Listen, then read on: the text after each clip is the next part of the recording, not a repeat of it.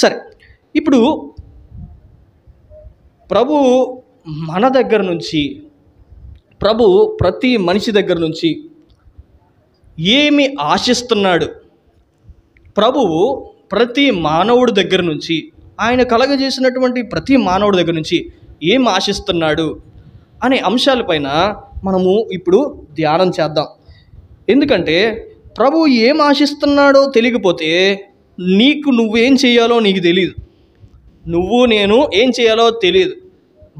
ఉదయకాలం చెప్పాను కదా, దేవుని వాక్యం 2 అంచెలు కలిగిన ఖడ్గం.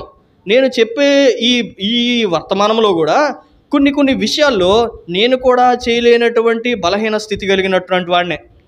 కాబట్టి 2 అంచెలు కలిగిన ఖడ్గం మొట్టమొదటిగా నన్ను కోసేస్తుంది. మీకు చెప్పే ముందే పరిశుద్ధాత్మ దేవుడు నన్ను కోస్తూ ఉంటాడు లోపల, ఒకవైపు నుంచి ఇంకో వైపు నుంచి మిమ్మల్ని కోస్తాడు.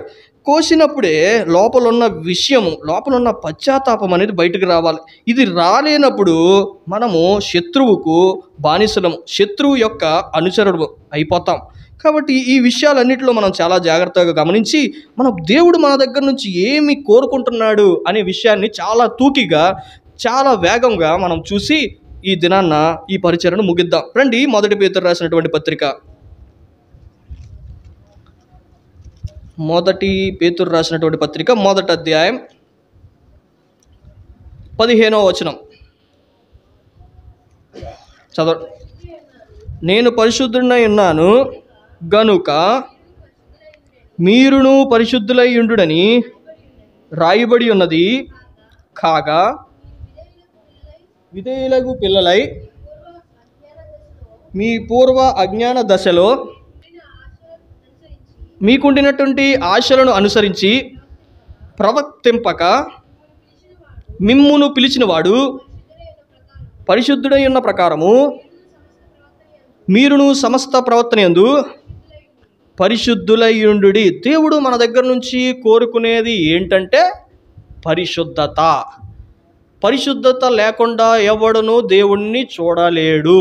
ఇది చాలా ముఖ్యమైనటువంటి అంశం సంఘంలో. ఇది విశ్వాసిగా ఒక వ్యక్తి ఇది నేర్చుకోవాల్సినటువంటి పాఠము. ఇది సాధనము చేయాలి, పరిశుద్ధతను సాధనం చేయాలి.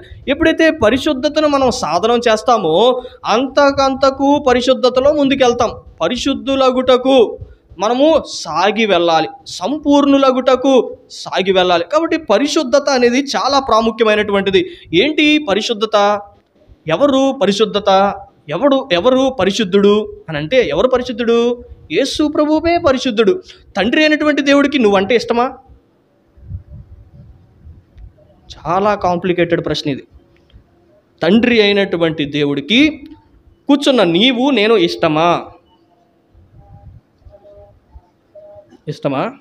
రండి,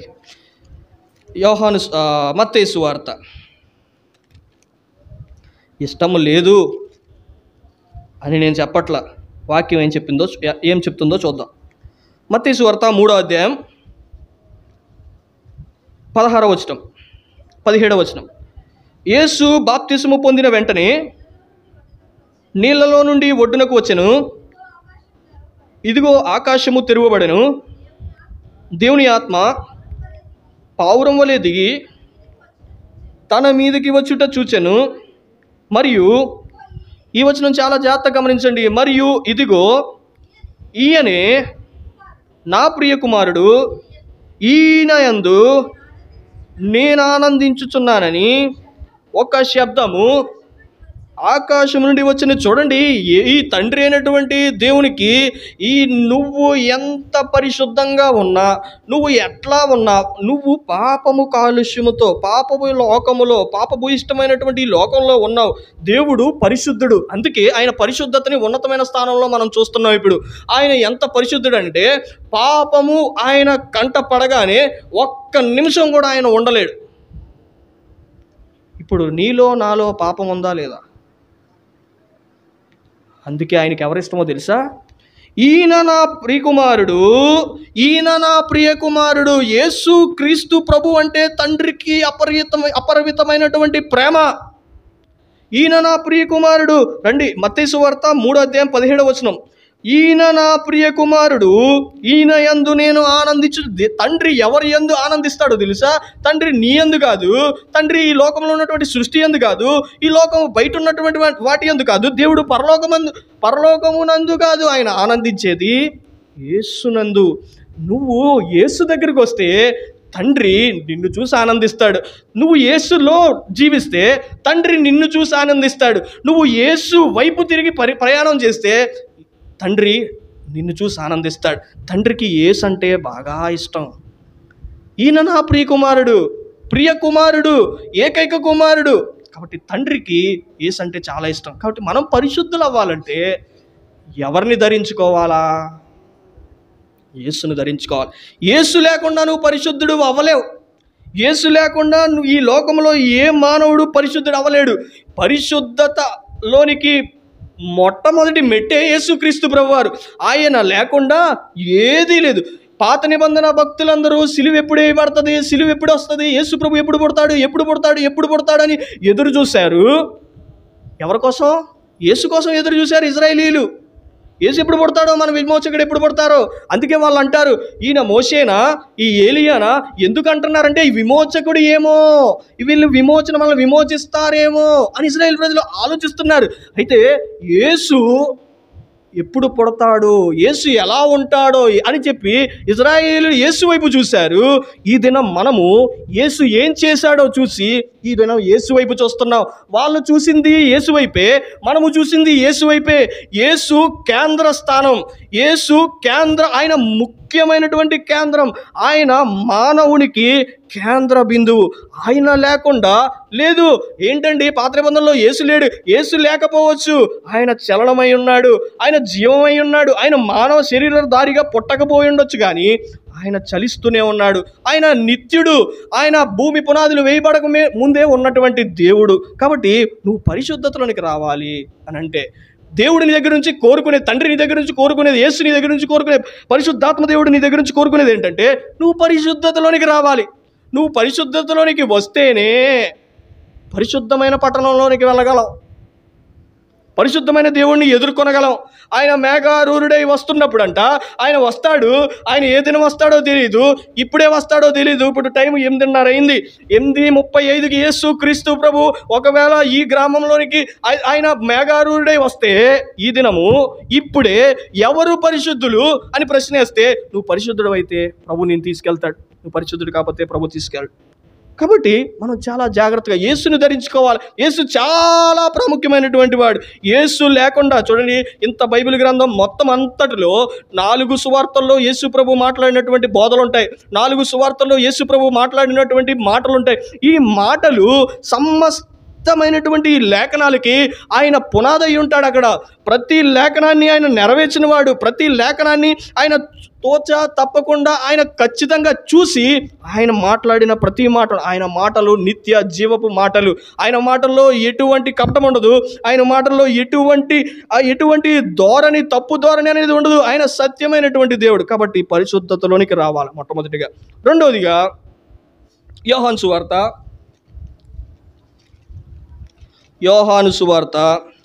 14వ అధ్యాయం.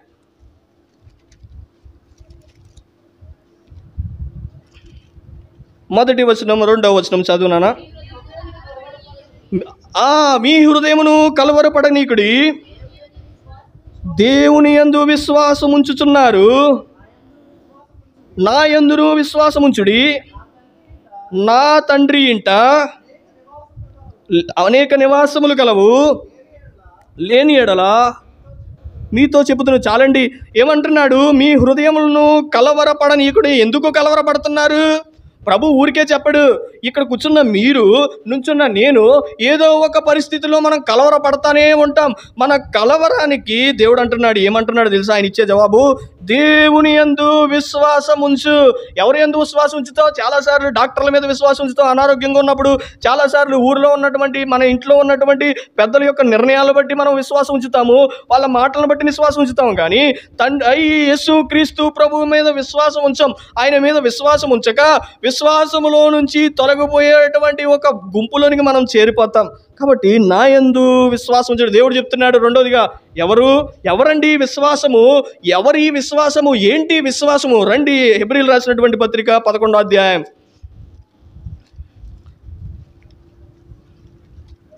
హెబ్రీ 12వ అధ్యాయం మొదటి వచనం. సాక్షి సమూహము ఆవరించి ఉన్నందున మనము కూడా ప్రతి భారమును సులువుగా చిక్కులు పెట్టు పాపమును విడిచిపెట్టి విశ్వాసమునకు కర్తయు చాలండి చదవక దానిని కొనసాగించువాడునై ఉన్న యేసు వైపు చూచుచు మన ఎదుట ఉంచబడిన పందెములో ఓపికతో పరిగెత్తుదుము. ఎవరంట? విశ్వాసం అంటే ఎవరు? ఇందాక చూసాం, పరిశుద్ధుడంటే యేసే, విశ్వాసం అన్నా యేసే. ఇక్కడ అంటున్నాడు విశ్వాసమునకు కర్త. ఆయనకి కింద ఒక పేరు పెట్టారు, ఏంటంట? దానిని కొనసాగించువాడునైనా. విశ్వాసానికి కర్త ఆయనే, దాన్ని కొనసాగించేది ఆయనే, దాన్ని ముగించేది ఆయనే. ఈ భూమి మీద ఉన్నంతసేపే విశ్వాసం యొక్క చలనం. చూడండి, ఈ భూమి మీద పరిశుద్ధత అలా కాదు, పరిశుద్ధత పరలోకంలో కూడా ఉంటుంది. పరలోకంలో విశ్వాసం ఉంటుందా? ఈ భూమి మీద మనం చలనంలో ఉన్నంతసేపే ఈ విశ్వాసం యొక్క ధోరణి. ఇక్కడ అంటున్నాడు దేవుడు, ఏమంటున్నాడు? యేసు వైపు చూడాలా. ప్రతి పరిస్థితిలో సులువుగా చిక్కులు పెట్టేస్తుంది పాపం. ఎంత సులువుగా పెడుతుందంటే, బ్రదర్ ఈరోజు ఎందుకు రాలేదు? తలనొప్పి బ్రదర్. సిస్టర్ ఎందుకు రాలేదు? ఇంట్లో పని ఎక్కువైపోయింది సిస్టర్. అక్క చాలా సులువుగా నీతో అబద్ధం చెప్పించేస్తుంది పాపం. చాలా సులువుగా నేను పాపం వైపు తీసుకెళ్ళిపోతుంది. ఇటువంటి చిన్న అబద్ధమైన నరహత్య అయినా సరే దేవుని దృష్టిలో పాపమే. చిన్న పాపం పెద్ద పాపం లేదు. ఒకరోజు తమిళనాడు ప్రాంతంలో అనుకుంటా న్యూస్ పేపర్లో ఇలా రాయబడతా వచ్చింది. ఒక దోమ ఒకరిని కుడితే ఆ దోమ కాటుకి ఆ అబ్బాయి చనిపోయాడు. ఏమయ్యాడు? దోమ కాటుకి చనిపోయాడు. దోమ ఎంత ఉంటుంది? చనిపోయాడు. అదే దోమ లేకపోతే వేరే దోమ అనేకమైనటువంటి ప్రజలను కుట్టింది. అనేక మంది ప్రజలు చచ్చిపోయారు. దోమ ఇంతే ఉంది, చిన్నదే. దేవుని దృష్టిలో చిన్నది కూడా మనల్ని చంపేస్తుంది. చిన్నది కూడా దేవుని దగ్గరికి తీసుకెళ్ళదు మనది. చిన్నది కూడా చిన్న దోమే కదా, దాంట్లో విషం ఉంది. దాంట్లో మన శరీరానికి నచ్చనిది ఉంది. మన శరీరానికి అంటే ఏంటో పడనిది దాంట్లో ఉంది. కాబట్టి మనల్ని అనేక సార్లు విశ్వాసంలో నుంచి తొలగిపోయేలాగా శత్రువు చేస్తున్నప్పుడు మనము ఎవరి వైపు చూడాలి? విశ్వాసానికి కర్త, దాన్ని కొనసాగించేవాడనైనా యేసు వైపే చూడాలి. ఎగ్జామ్స్ కోసం వెయిట్ చేస్తున్నావా? యేసు వైపు చూడు. నువ్వు నీ జీవితంలో ఇల్లు కట్టాలనుకుంటున్నావా? యేసు వైపు చూడు. నీ పిల్లల్ని పెంచాలనుకుంటున్నావా? యేసు వైపు చూడు. నువ్వు పెళ్లి చేసుకోవాలనుకుంటున్నావా? యేసు వైపు చూడు. నువ్వు ఏ పరిస్థితులైనా యేసు వైపే చూడాలి. యేసు తప్ప నువ్వు ఎప్పుడైతే యేసు వైపు చూస్తావో అప్పుడే జవాబు, అప్పుడే యేసు పని చేస్తాడు. నువ్వు యేసు వైపు చూడకుండా ఈ లోక సంబంధమైనటువంటి వాటి వైపు చూస్తే కనుక యేసు పని చెయ్యలేడు. ఆయనను పిలవకుండా ఎవడైతే తలుపు యొద్ద నుంచుని కొడుతున్నాడంట, ఎవడైతే ఆ స్వరం విని తలుపు ఓపెన్ చేస్తాడో వానితో దేవుడు భోజనం చేస్తాడంట, వాళ్ళతో. ఇప్పుడు ప్రభు పిలుస్తున్నాడు, కొడుతున్నాడు తలుపు, వస్తావా నా దగ్గరికి? తలుపు ఓపెన్ చేస్తే యేసే నీ దగ్గరికి వస్తాడు. తలుపు ఓపెన్ చేయకపోతే ఆయన నీ దగ్గరికి రాడు. ఆయన నిన్ను బలవంతంగా తీసుకొచ్చి మందిరంలో కూర్చోబెట్టలా. ఏదో యాక్సిడెంటల్గా వచ్చి మీరు ఎవరు కూర్చోలేదు ఇక్కడ. ఏదో యాక్సిడెంటల్గా ఈ మందిరాన్ని ఇక్కడ దేవుడు స్థాపించలే. దేవుడికి ఒక ప్రణాళిక ఉంటుంది. ఆ ప్రణాళిక ప్రకారమే ఆయన చేస్తాడు. కాబట్టి యేసు వైపు చూడడం. ఎవరు పరిశుద్ధుడు అంటే యేసే. ఎవరు విశ్వాసము యొక్క కర్త అంటే యేసే. మనము యేసు తండ్రి అయిన దేవుడు మన దగ్గర నుంచి కోరుకునేది ఏంటంటే పరిశుద్ధత. రెండోదిగా విశ్వాసంలో 3 రకాలు. ఒకటి అల్ప విశ్వాసం, ఒకటి అవిశ్వాసం, ఒకటి సంపూర్ణ విశ్వాసం. అల్ప విశ్వాసం, అవిశ్వాసం, సంపూర్ణ విశ్వాసం. ఈ అల్ప విశ్వాసం ఏం చేస్తుందంటే మనలో చాలా డౌట్లు క్రియేట్ చేస్తుంది. దేవుడు చేస్తాడా చేయడా, లేకపోతే మన దారిని ఎత్తుక్కుందామా, ఇది అల్ప విశ్వాసం. అవిశ్వాసం అంటే బయట ఉన్న ప్రజలు, వాళ్ళకి అసలు యేసు అంటేనే విశ్వాసం లేదు కాబట్టి అవిశ్వాసులు. సంపూర్ణ విశ్వాసం కలిగిన వాళ్ళు ఏం చేస్తారంటే, ఏది చేసినా పర్లేదు ప్రభువా, నువ్వు చెయ్యి చాలు, నేను నుంచుంటా, నువ్వు చెయ్యి. ఫీల్డ్లో నేను, గ్రౌండ్లో నేను నుంచుంటాను, ఆత్మీయమైనటువంటి యుద్ధం జరుగుతున్నటువంటి ఆ యొక్క బ్యాటిల్లో లేకపోతే ఆ యుద్ధ భూమిలో నేను నుంచుంటా ప్రభువా, నువ్వు చెయ్యి, యుద్ధం యెహోవాదే అని వదిలే, ఆయన చేసుకెళ్తాడు. ఇది సంపూర్ణమైనటువంటి విశ్వాసం. ఈ విశ్వాసంలోనికి రావాలనేది ప్రభు యొక్క ఆశ. ప్రభు మన దగ్గర నుంచి కోరుకునేది పరిశుద్ధత, రెండోదిగా విశ్వాసం. ఎవరు పరిశుద్ధత? యేసే పరిశుద్ధత. ఎవరు విశ్వాసం? యేసే విశ్వాసం. రండి, రోమీలు రాసినటువంటి పత్రిక 3వ 15వ అధ్యాయం 13వ వచనం. రోమా 3:15. పరిశుద్ధాత్మ శక్తి పొంది, జాగ్రత్త గమనించండి ఈ మాట, విస్తారముగా నిరీక్షణ గలవారగుటకు క్షమించండి, నిరీక్షణకర్తయగు దేవుడు విశ్వాసము ద్వారా సమస్తానందముతోనూ సమాధానముతోనూ మిమ్మును నింపునుగాక. ఇక్కడ దేవుడు మన దగ్గర నుంచి కోరుకునేది ఏంటంటే నిరీక్షణ. ఏమంటున్నాడు? నిరీక్షణకర్తయగు దేవుడు. ఏం కొనుక్కుంటున్నాడు మన దగ్గర నుంచి? నిరీక్షణ. ఈ దినాన నీకు నిరీక్షణ ఉందా? ఈ దినాన ఒకవేళ నువ్వు చనిపోతే, ఈ క్షణాన నువ్వు చనిపోతే ప్రభుతో ఉంటావని నిరీక్షణ ఉందా? ఈ క్షణాన ప్రభు యేసుక్రీస్తు ప్రభు వారు మేఘారూఢుడై ఆయన వస్తే ఆయనతో పాటు వెళ్తావనే నిరీక్షణ ఉందా? నువ్వు ప్రభు నీ కొరకు యోహాను సువార్త 14వ అధ్యాయం 1-2-3 వచనాల్లో మనం చూసినట్లుగా ఆయన నీ కొరకు స్థలము సిద్ధపరిచాడే, ఆ స్థలాన్ని నువ్వు చూస్తావనే నిరీక్షణ నీకుందా? నిరీక్షణ గలవారవ్వాలి. ఎవరు నిరీక్షణ? 1 పేతురు రాసినటువంటి పత్రిక. ఎవరి నిరీక్షణ? మా చర్చిలో ఒక పాప ఉంది, నిరీక్షణ. పుట్టగా 9 సంవత్సరాల తర్వాత వాళ్ళకి ఒక పాపనిచ్చాడు దేవుడు. నిరీక్షణ. మంచిగా పాటలు పాడిద్ది, చిన్న పాప, మంచిగా యాక్షన్ చేసిద్ది. ఎవరి నిరీక్షణ? 1 పేతురు రాసినటువంటి పత్రిక 1వ అధ్యాయం 3వ వచనం. మన ప్రభువగు యేసుక్రీస్తు తండ్రి అయిన దేవుడు స్తుతింపబడునుగాక. మృతులలో నుండి యేసుక్రీస్తు తిరిగి లేచుట వలన జీవముతో కూడిన నిరీక్షణ మనకు కలిగినట్లు, అనగా అక్షయమైనదియు నిర్మలమైనదియు వాడబారనిది అయిన స్వాస్యము మనకు కలిగినట్లు తన విశేష కనికరము చొప్పున మనలను మరలా జన్మింపజేసేను. ఇక్కడ జాగ్రత్తగా గమనిస్తే ఏ నిరీక్షణ ఇది అనంటే, యేసు క్రీస్తు తిరిగి లేచుట వలన జీవముతో కూడినటువంటి నిరీక్షణ. ఎవరు ఈ నిరీక్షణ అంట? యేసు ప్రభువే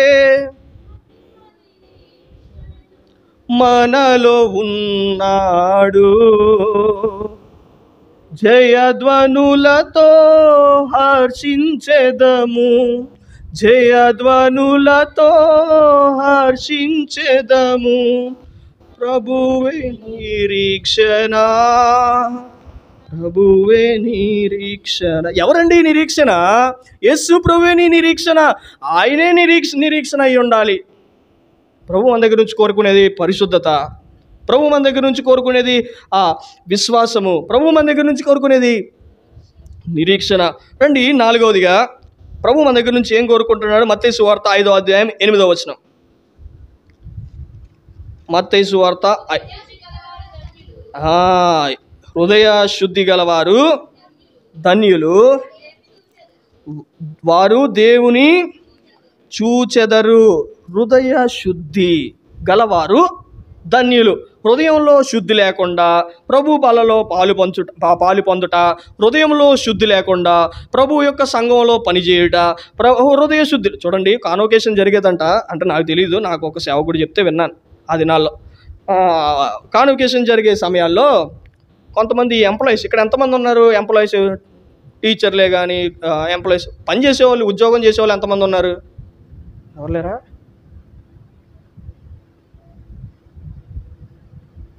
సరే, ఉద్యోగం చేసే వాళ్ళు ఉంటారు కదా.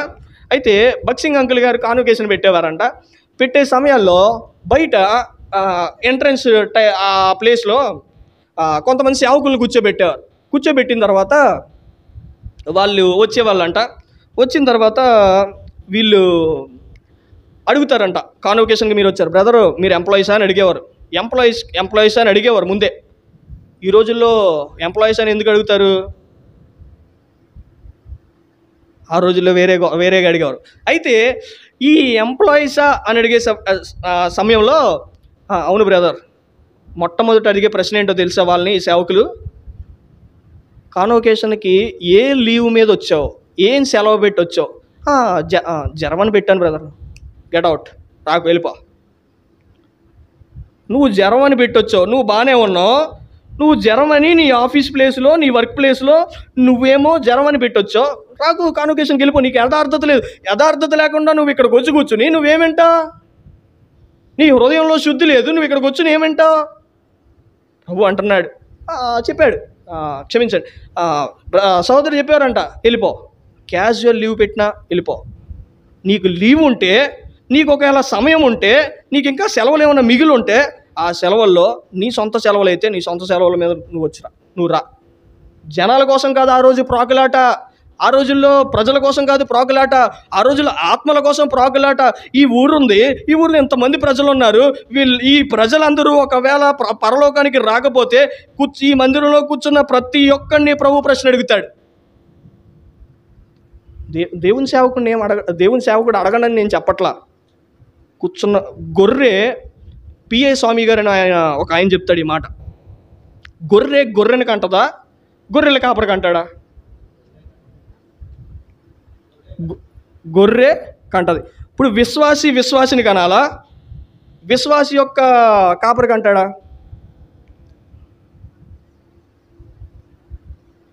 విశ్వాసి. ఇంకో విశ్వాసి రావాలంటే నీ జీవితం, నీ సాక్ష్యం వాళ్ళకి ప్రతిబింబంగా ఉండాలి. అప్పుడు నూతనమైన ఆత్మలు నింపబడతాయి. ఇక్కడ నూతనమైన ఆత్మల కొరకు సంఘాన్ని స్థాపిస్తే దేవుడు, ఇక్కడ మౌనంగా మనం కూర్చుంటే, హృదయ శుద్ధి లేకుండా మనం కూర్చుంటే ప్రభు ఎంతగానో మెచ్చడండి.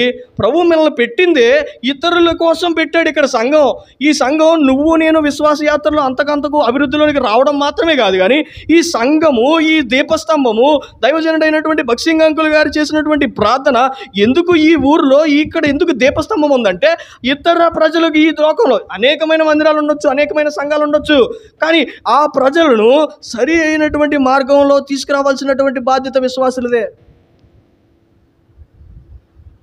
కాబట్టి మనం చాలా జాగ్రత్త. హృదయ శుద్ధి ప్రభు మన దగ్గర కోరుకునేది, హృదయ శుద్ధి. ఈ శుద్ధి మనలో ఉండాలి.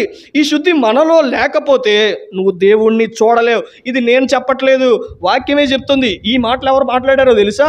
యేసు క్రీస్తు ప్రభువారు ఆయన కొండ మీద ప్రసంగంలో ఆయన మొట్టమొదటిగా ఆయన మాట్లాడుతున్న మాటలు ఇవి. ఆయన చెప్తున్నాడు, హృదయ శుద్ధి గలవారు ధన్యులు, వారు దేవుని చూస్తారు. కాబట్టి హృదయంలో శుద్ధి ఉండాలి. సమూయేలు శుద్ధుడై ఉన్నాడండి. చిన్నప్పుడు 3 సంవత్సరాలప్పుడు వెంటనే దేవుడు మాట్లాడాడు సమూయేలుతో. సమూయేలు అని పిలిస్తే అర్థం కాలేదు పాపం బాబుకి. ఈ సమూయేలు సరైనడని ప్రభువుకి తెలుసు కాబట్టి ప్రభు మాట్లాడి తను అప్పగించిన పనిలో ముందుకు తీసుకెళ్తా వచ్చాడు. ప్రభు మన దగ్గర నుంచి కోరుకునేవి ఏంటండి? మొట్టమొదటిగా పరిశుద్ధత. ఎవరు పరిశుద్ధత? యేసే పరిశుద్ధత. రెండవదిగా విశ్వాసం. ఎవరు విశ్వాసం? యేసే విశ్వాసం. మూడవదిగా ఎవరు నిరీక్షణ? ఎవరు హృదయ శుద్ధి గలవారు? ఎవరికి హృదయంలో శుద్ధి ఉంది? యేసు ప్రభుకే హృదయంలో శుద్ధి. నీకు నాకు ఉండదు. నువ్వు యేసుని వెంబడిస్తేనే నీకు వస్తుంది. నువ్వు యేసు వైపు చూస్తేనే నీకు వస్తుంది. నువ్వు యేసుని ధరించుకుంటేనే నీకు వస్తుంది. నువ్వు యేసు లేకుండా నీకు ఏది రాదు. ఆత్మ సంబంధమైనటువంటి ప్రతి వరము యేసు లేకుండా నీకు రాదు. యేసు కేంద్రము, ఆయన కేంద్ర బిందువు. ఈ దినాల్లో మనం యేసును పక్కన పెడతాం చాలాసార్లు. యేసును పక్కన పెట్టకూడదు. అప్పుడు మన హృదయాల్లో మన శుద్ధి అనేది బయలుదేరుతుంది. అందుకే యేసు ప్రభువే చెప్పాడు ఈ మాట, హృదయ శుద్ధి గలవారు ధన్యులు, వారు దేవుని చూచెదరు. 5వదిగా 1 దశలోనికి రాసినటువంటి పత్రిక 5వ అధ్యాయం.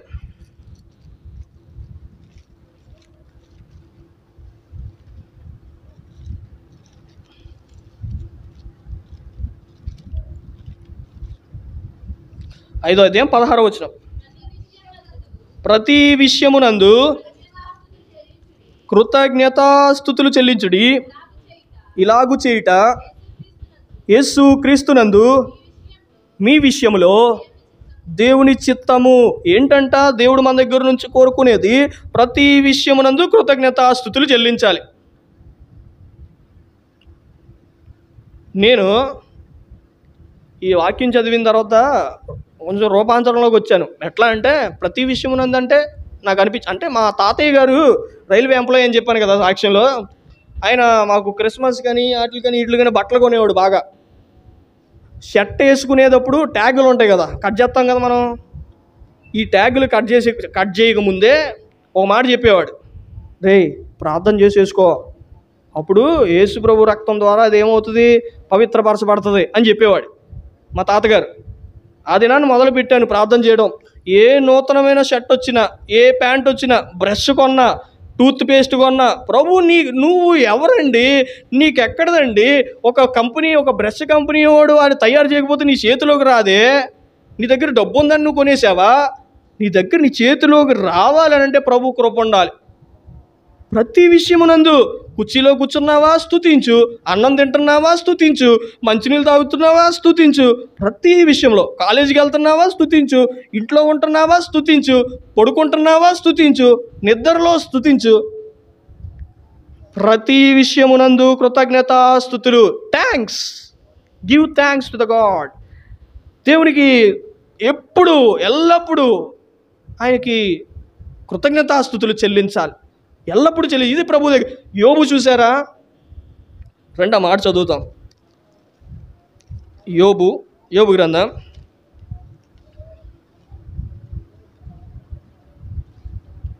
1వ అధ్యాయం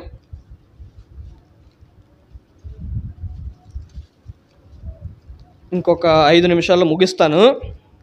యోబు గ్రంథం 1వ అధ్యాయం 21వ వచనం. తల్లి గర్భములో నుండి నేను దిగంబరునై వచ్చి తిని, మళ్ళీ దిగంబరునై నేను అక్కడికి వెళ్తాను. యెహోవా ఇచ్చెను, యెహోవా తీసుకొని పోయెను, యెహోవా నామమునకు స్తుతి కలుగును గాక. ఈ సంగతులలో ఏ విషయము యందును, ఏంటండి కృతజ్ఞతాస్తుతులు యందు వీటి యందు పాపం గురించి మాట్లాడుతున్నాడు?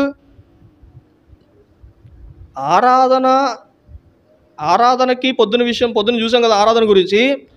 ఆరాధన యోబు అద్భుతంగా చేసినట్టు ఇక్కడ అంటున్నాడు. నువ్వే ఇచ్చావు, నువ్వే తీసుకున్నావు అంటున్నాడు. ఆయన క్రియారూపకంగా చూపించేశాడు దాన్ని. అయితే ఆరాధనకి ఎప్పుడు ఫుల్ స్టాప్ ఉండదు, ఆరాధనకి ఆమెను ఉండదు. నిరంతరం చేసేదానికి ఆమెను ఎందుకు ఉంటుంది? ఆమెనంటే ముగింపు కదా, జరుగును కాకనే కదా. ప్రార్థనకు ఉంటుంది ఆమెన్. ప్రార్థన ఈ లోకంలో ఉన్నంతసేపు ప్రార్థన మీద ఉంటాం. కానీ ఇక్కడ ఈ వ్యక్తిని మనం జాగ్రత్తగా చూస్తే ఈ వ్యక్తి అంటున్నాడు, దిగంబరిగా వచ్చాను, నేను దిగంబరిగా వెళ్ళిపోతాను. అయితే యెహోవా ఇచ్చెను, యెహోవా తీసుకొనెను. ఇప్పుడు వాడాడు ఒక మాట, యెహోవా నామమునకే స్తుతి కలుగును గాక. ఇది కృతజ్ఞతాస్తుతి అంటే. థ్యాంక్స్ ప్రభువా నువ్వు ఇచ్చావు, థ్యాంక్స్ ప్రభువా నువ్వు తీసేసావు. మనం ఎప్పుడు థ్యాంక్స్ చెప్తాం? నాకు చెప్పాను ఇప్పుడే, షర్ట్ వచ్చినప్పుడు థ్యాంక్స్. ఒకరోజు నాకు అన్నం దొరకలేదు, నాకు అన్నం ఇవ్వలేదు ప్రభువా వందనాలు అంటామా? ప్రభువు కోరుకునేది అది. ఇది ఎక్కడ దొరుకుద్దో తెలుసా? యేసులో దొరుకుద్ది. యేసు ప్రతి విషయమందు కృతజ్ఞత. ఎందుకండి రాత్రంతా ప్రార్థన చేయడానికి వెళ్ళేవాడు. రాత్రంతా ఆయన ప్రార్థన చేసి దేనికి? రేపు ఏం చేయాలి, ఎల్లుండి ఏం చేయాలి, ఆయనకి తెలిసి ఏం చేయాలో. ఆయన ఎందుకు వెళ్ళేవాడంటే, ప్రభువా ఈరోజంతా వందనాలు. ఉదయాన్నే లెగ్గానే ప్రభుని స్తుతించాలి. సృష్టి కోయిలలు లేకపోతే కాకులు ఈ పక్షులన్నీ ఉదయం లెగ్గానే ఏం చేస్తాయండి? అరుస్తాయి, ప్రభుని సృష్టికర్తను స్మరణ అందిస్తాయి, కృతజ్ఞతాస్తుతులు చెల్లిస్తాయి. నువ్వు అలాగా బద్ధకంగా ఉదయాన్నే పడుకుంటే నేను బద్ధకంగానే ఉంటాను. ప్రభుని కానీ లెగ్గానే ప్రభుని స్తుతిస్తాను నేను, ప్రభుని ఖచ్చితంగా స్తుతిస్తాను నేను. ప్రభువా రాత్రంతా కాపాడవు, రాత్రి లేకపోతే నన్ను లేపేస్తే ఏంటి పరిస్థితి? కాబట్టి ప్రభువుని ఎల్లప్పుడూ మనం స్తుతించాలి. ప్రభువుని స్తుతించడం, ఆయనకి గ్రాటిట్యూడ్, ఆయనకి ఎప్పుడైతే ఈ గ్రాటిట్యూడ్ అనేది ఇస్తామో ప్రభు ఆయన సంతోషపడతాడు. ఆయన మన నుంచి ఎక్స్పెక్ట్ చేసేది ఇదేనండి. నీ దగ్గర నుంచి వెండి బంగారాలు ఎక్స్పెక్ట్ చేయట్లేదు, నీ ఆస్తులు ఎక్స్పెక్ట్ చేయట్లేదు, సర్వం భూమే అయింది. నువ్వు 4 గజాలు ఎత్తే ఆయనకి ఏంటి? చాలామంది ప్రభువుకి ఇచ్చి మళ్ళీ అడుగుతారు, నువ్వు ఇచ్చేసిన తర్వాత నీది కాదు, ప్రభువుది అది. అసలు ప్రభువు నీకు ఇచ్చిందే ప్రభు దాంట్లోది. భూమి అయింది, ఆ భూమిలో నువ్వు 4 సెంట్లు కొన్నావు అనుకో, ఇప్పుడు నీది ఏమంటున్నావు? నువ్వు నాది అంటున్నావు. ఏమనాలి విశ్వాసులు? భూమి నీది ప్రభువా, భూమిలో 4 గజాలు నాకు ఇచ్చావు ప్రభువా, ఇది నాది అనుకో, గర్వం వచ్చింది. నాది అనుకో, అతిశయం వచ్చింది. కాబట్టి ఇప్పుడు నాది అనకూడదు, ప్రభు ఇచ్చాడు, నువ్వు దాంట్లో ప్రభువుకి ఇవ్వడంలో ఎంత సంతోషం. ప్రభు ఎప్పుడు కృతజ్ఞతాస్తుతులు, ఆయనకి ఎప్పుడు కృతజ్ఞతాస్తుతులు చెల్లించు. అప్పుడు నీ కుటుంబాన్ని కడతాడు దేవుడు. ఆయన విపరీతమైనటువంటి ప్రణాళికలన్నింటినీ నెరవేరుస్తాడు. ఆయన సార్వభౌమ, ఆయన చిత్తములో నిన్ను అద్భుతంగా ఆయన మలుస్తాడు, అద్భుతంగా చేస్తాడు. ఆయన చిత్తానికి వంగు, తల వంచి ఇవి చేయి, ప్రభు నిన్ను ముందుకు తీసుకెళ్తాడు. రండి, నెహెమ్యా గ్రంథం 8వ అధ్యాయం 10వ వచనం. నెహెమ్యా గ్రంథం 8వ అధ్యాయం 10వ వచనం. వారితో ఇట్లా నేను, పదండి, క్రొవ్విన మాంసము భక్షించుడి, మధురమైన దానిని పానము చేయుడి, సిద్ధము చేసుకున్న వారికి పంపించుడి. ఏలైనగా ఈ దినము మన ప్రభువునకు ప్రతిష్టమాయను, మీరు దుఃఖపడకుడి. ఈ మాట చాలా జాగ్రత్తగా గమనించండి. మీరు దుఃఖపడద్దు. ఎందుకు దుఃఖపడుతున్నారు? దుఃఖపడద్దు. యెహోవా యందు ఆనందించుట వలన మీరు బలమొందెదరు. యందు అని ఎప్పుడైనా బైబిల్లో కనబడిందంటే చాలా జాగ్రత్తగా గమనించండి. యందు అని కనబడితే లో అని అర్థం. లో మన తెలుగు ట్రాన్స్లేషన్లో, ఈ బైబిల్లో అయితే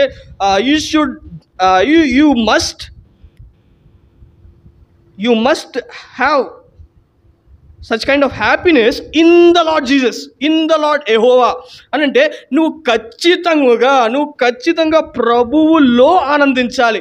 ప్రభువులో ఆనందించడం అంటే ఏంటి? సంఘములో ప్రభు సన్నిధికి వచ్చినప్పుడు ప్రభువులు ఆనందిస్తావు. నువ్వు క్వైట్ టైం కూర్చున్నప్పుడు ప్రభువులు ఆనందిస్తావు. ఇక్కడ నుంచి ఏదైనా హెచ్చరిక సేవకుడి దగ్గర నుంచి కానీ, ఇక్కడ నుంచి ఏదైనా నిన్ను కరెక్ట్ చేసేది, నువ్వు సరిగ్గా లేవని చెప్పి నిన్ను షేప్ చేసేది ఏదైనా నీ దగ్గరికి వస్తున్నప్పుడు నువ్వు ఆనందించాలి. నా కోసమే చెప్పాడు ఈ బెదరో, పేవడోళ్ళ నుంచి వచ్చాడు. నీకు వయసు ఏమో చిన్నది, మాటలేమో కోట అంత చెప్తున్నాడు. నేను కాదు ఇది. ప్రభువు ఖచ్చితంగా మన దగ్గరికి వచ్చి ఏదైనా చెప్తున్నప్పుడు ఆయన దగ్గరికి వచ్చి ప్రభువులో ఆనందించడం నేర్చుకోవాలి. ప్రభు మన దగ్గర నుంచి ఎక్స్పెక్ట్ చేసేది అదే, ఆనందించాలా. ఆయనలో ఆనందించు.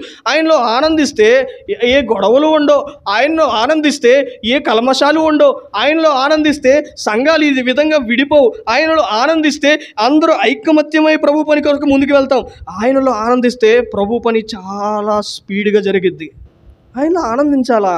ఆయనలో ఆనందించకపోవడం వల్లే అనేకమైనటువంటి శత్రువు తీసుకొచ్చేటువంటి ఈ లోక సంబంధమైనటువంటి ఆనందం వల్ల అనేక సార్లు మనము పడిపోయే వారంగా ఉంటాం. అందుకే యెహోవా యందు ఆనందించడం వల్ల మీరు ఏమవుతారు? పౌలు శీలలు ఉన్నారు, వాళ్ళిద్దరిని జైల్లో పెట్టేస్తే ఏం చేస్తున్నారు తెలుసా? వాళ్ళు, మమ్మల్ని జైల్లో పెడతావా, నీ సంగతి చూస్తాం, రోమా సైనికులు మమ్మల్ని జైల్లో పెడతావు నువ్వు. ఇది కాదు వాళ్ళ వేషం, ఇది కాదు వాళ్ళ యొక్క తీరు. ఏమంటున్నారు తెలుసా? ఏం చేస్తున్నారు వాళ్ళిద్దరు? అపోస్తలుల కార్యములు 16వ అధ్యాయంలో కీర్తనలు పాడుతూ ఆనందంతో ఉన్నారంట. జైల్లో పెడితే ఎవరన్నా, మొన్న ప్రవీణ్ కుమార్ పగడాల గారు ఉన్నారా, ఆయన చనిపోయారా? ఆయన ఏ ఆర్గనైజేషన్లో అయితే చదివాడో, నేను కూడా ఏ ఆర్గనైజేషన్లో అయితే మిషనరీ వర్క్ చేశాడో నేను కూడా అదే ఆర్గనైజేషన్లో చేశాను. ఆయన ఏమో మధ్యప్రదేశ్లో చేశాడు, నేను తమిళనాడులో చేశాను. కాబట్టి విషయం ఏంటంటే మనము ఖచ్చితంగా ప్రభువులో ఆనందించాలి. పౌలు శీలలు జైల్లో పెట్టి వాళ్ళని ఖైదీలుగా వాళ్ళని పక్కన పెడుతుంటే, వీళ్ళ పాటలు పాడుతుంటే బయట ఉన్న ఆ యొక్క సైనికులకి అవాక్కయ్యారు. సంతోషించు, బాధలో పాట పాడాలంట. మనం ఇంట్లో ఉదయం లెగ్గానే డైరెక్ట్ ఓపెన్ చేసి బైబిల్ చదువుతాం. పాటకున్నటువంటి శక్తి ఏంటో తెలుసా? నువ్వు ఎప్పుడైతే ఇంట్లో ఓపెన్ చేయగానే వాక్యం చదవడం కన్నా ఒక పాట పాడావనుకో, నీ పక్కింట్లోకి పాట వెళ్తుంది. ఈ పక్కింట్లోకి పాట వెళ్తుంది. ఆ పక్కింట్లోకి పాట వెళ్ళగానే వాళ్ళ ఇంట్లో ఏదో ప్రార్థన జరుగుతుంది. ఒకరోజు వాళ్ళని పట్టుకుంటాడు దేవుడు. ఏదైనా పరిస్థితి తారుమారైతే ప్రభు నీ దగ్గరికి పంపిస్తాడు. పాట లేకుండా నువ్వు మౌనంగా ఇట్లా ఉన్నావు అనుకో, ఏం వెళ్దావు. బహిర్గతం చేయాలి, వాక్యాన్ని బహిర్గతం చేయాలి. పాట ఒక సాధనము. పాట రక్షించగలదు కూడా. పాట మనుషులను రక్షించగలదు. పాటలో ఉన్నటువంటి శక్తి అది. కీర్తనల గ్రంథం అన్ని పాటలే. ఏంటి పాటలు అంటే, ఈ దావీదు అనుభవపూర్వకంగా ఆయన ఒక మంచి రచయిత, మంచి కవి, బాగా రాయగలడు, మంచిగా పాడగలడు, మంచిగా వాయించగలడు. ఇంత అద్భుతమైనటువంటి వరాలు ఇచ్చినటువంటి దేవుడు ఆ కీర్తనల ద్వారా అనేక మంది రక్షించబడ్డారు. పాటకి విలువ ఉన్నది. కాబట్టి మనం గ్రహించాల్సింది ఏంటంటే, ఆయనలో ఆనందించాలి. ఎవరు ఆనందం అనంటే యేసే ఆనందం. ఆయనే ఆనందం. నీకు ఆయన తప్ప ఎవ్వరూ ఆనందం ఇవ్వలేరు. ఆయన తప్ప నువ్వు ఏడుస్తున్నప్పుడు నీకు ఆనందాన్ని ఇచ్చేది యేసే. నిన్ను సంతోషపెట్టేది యేసే. నిన్ను వాక్యం ద్వారా ఆదరించేది యేసే. నిన్ను పక్కన వాళ్ళు వచ్చి ఏం కాదురా ఏడవకరా ఎవరైనా చచ్చిపోయినప్పుడు ఇది కాదురా ఈ ఆనందాలన్నీ ఇవన్నీ అంత డ్రామా. ఇదంతా డ్రామాయే. వచ్చి భుజమే చేయేస్తాడు, నీకు అన్నీ చెప్తాడు, ఏం కాదులే అంటాడు. కరెక్ట్గా ఫోన్ వచ్చింది, వెళ్ళిపోతాడు. ఫ్రెండ్స్ అయినా అంతే, స్నేహితులైనా సరే, ఎవరైనా సరే అంతే. ఆఖరిగా ఒక్క విషయాన్ని చూసి మనము ముగించుకుందాం. అసలు ఏం కోరుకుంటున్నాడు 7వదిగా దేవుడు? రండి, మొదటి సమూయేలు గ్రంథం 15వ అధ్యాయం 22వ వచనం. అందుకు సమూయేలు ఆజ్ఞను ఒకడు గైకొనుట వలన సంతోషించినట్లు ఒకడు దహన బలులను అర్పించుట వలన ఆయన సంతోషించిన ఆలోచించుము. జాగ్రత్తగా ఉంచిన మాట, ఆలోచించుము. బలులు అర్పించుట కంటే ఆజ్ఞను గైకొనుటయు పొట్టేళ్ల కొవ్వు అర్పించుట కంటే మాట వినుటయు శ్రేష్టము. ఏంటంట? పొట్టేళ్ళ క్రొవ్వు అర్పించుట కంటే మాట. అర్పణ అంటే ఏంటండి? పొద్దున్న చెప్పాను. అర్పణ అంటే ఆరాధన. ఒక్క భాషలో, మన భాషలో, ఈరోజు మనం మాట్లాడుకునే తెలుగు భాషలో దీన్ని తర్జుమా చేస్తే, ఆరాధించుట కంటే మాట వినటం శ్రేష్టం. నువ్వు ఆరాధించడం కంటే మాట వినటం. ఎవరు మాట వినాలి? యేసు మాట వినాలి. ఇంకా ఎవరు మాట వినాలి? బైబిల్లో యేసు మాట మాత్రమే కాదు, నీ తల్లిదండ్రులను సన్మానించుము అంటే వారి మాట వినాలి అని అర్థం. తల్లిదండ్రుల మాట వినాలి, సంఘ పెద్ద మాట వినాలి, సంఘ పెద్దలు, విశ్వాసులు, సేవకుని మాట వినాలి. ఇలాగ ఒకరి మాట ఒకరు వినుకుంటూ వెళ్ళాలి. వీళ్ళు వినకపోతే, ప్రభు అంటున్నాడు, మాట వినకపోతే నీ ఆరాధన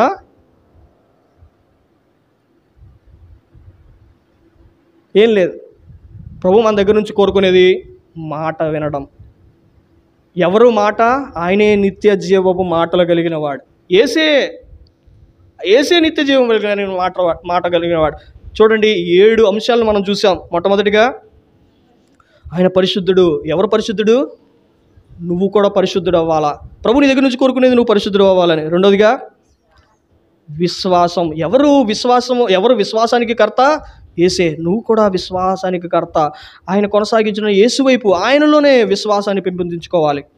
మూడోదిగా నిరీక్షణ. ఎవరి నిరీక్షణ? యేసు ప్రభువే మన నిరీక్షణ. ఆ నిరీక్షణ కలిగి, ప్రభు మన దగ్గర నుంచి నిరీక్షణ గల వారమై ఆయన ఎదురు చూస్తున్నాడు, మన నిరీక్షణ కలిగి ఉన్నామా లేమా అని.